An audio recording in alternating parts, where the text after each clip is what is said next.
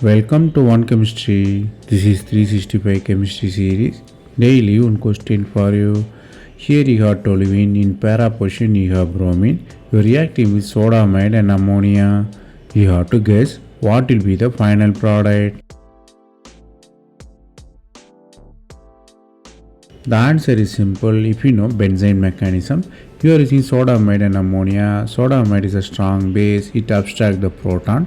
So what really happened? It has benzene formation. Benzene is triple bond in benzene, then ammonia attacks. Then you have two possibilities, ortho and para. That is what our final product, which is mixture of meta and para. Then you have final product, which is meta and para. That is the product is mixture of meta and para. Why this reaction is interesting? Because the reaction is nucleophilic attack on the benzene, because both are same charges, electron rich benzene and nucleophile. It's an interesting one. Then usual selectivity of benzene is ortho and para. Here is meta and para. It's an interesting and important reaction in organic chemistry.